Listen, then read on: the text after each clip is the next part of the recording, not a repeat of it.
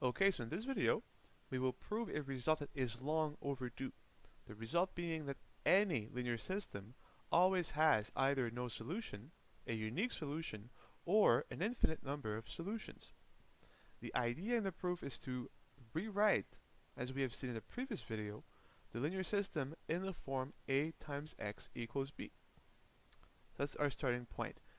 Given any linear system, we can always rewrite it in the form a times x equals b, where if you remember, A is a matrix of coefficients, X is the column matrix of variables, and B is the column matrix of constants. Now we have an obvious statement, right? And the statement is the following. Either one of ABC must be true.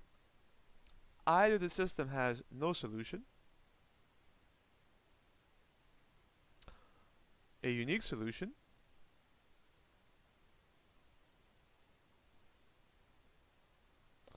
or the system has more than one solution.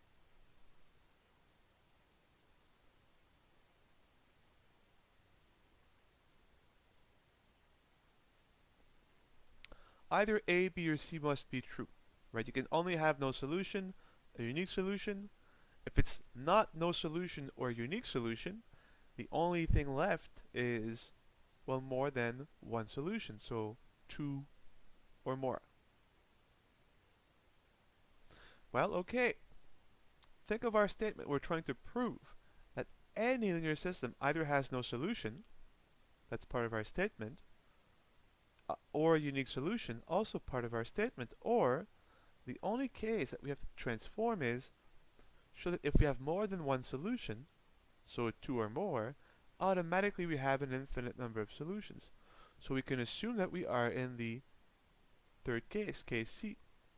If we have no solution, we're done. A unique solution, we're done. Let's prove that if we have more than one solution, then the system automatically has an infinite number of solutions. And the proof using this form of a linear system will be really slick. So we assume that we're in case C, so we have more than one solution, therefore there are two or more.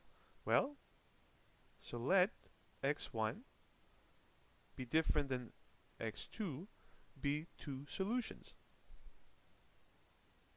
And of course two different solutions, as we are under the assumption that we have two or more solutions.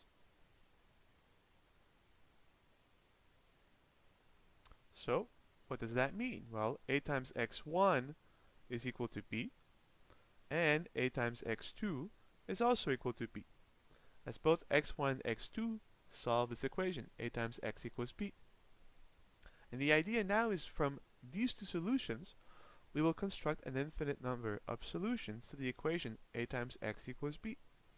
Consider now x being equal to x1 plus t, where t is any real number, times x1 minus x2.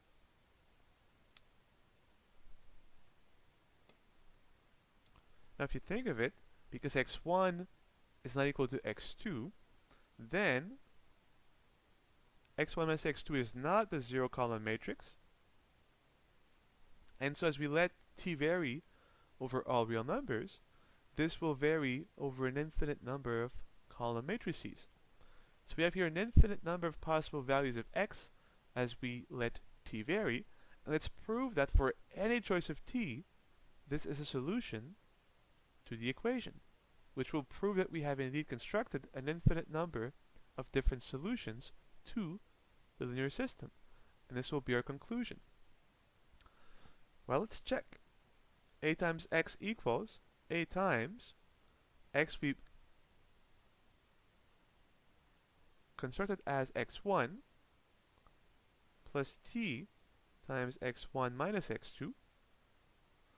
We can distribute, so a times x1 plus a times t x1 minus x2. Well, first observation, x1 is a solution to the equation, and so ax1 is equal to b, plus, well, t being a scalar, we can move it up front of the multiplication, so plus t times a times x1 minus x2.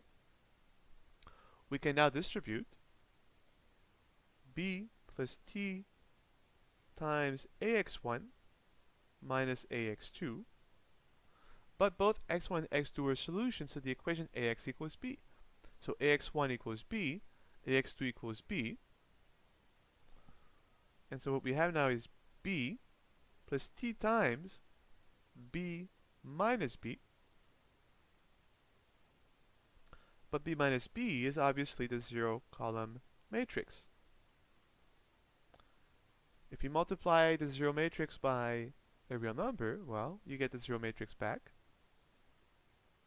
And if you add to the vector b the zero matrix, you get b back. And you see, this proves that x is a solution to the equation because ax equals b. And this completes our proof.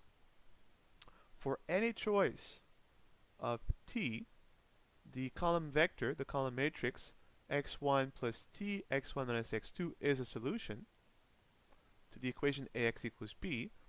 And as we have previously said, since x1 and x2 are different, this is not the zero-column matrix, and so as we let t vary over all real numbers, this will give us an infinite number of different solutions.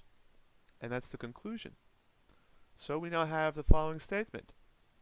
A system either has no solution, or a unique solution, or two or more solutions, but if we have two or more solutions, we can easily construct an infinite number of different solutions, which proves that a system either has no solution, a unique solution, or an infinite number of solutions.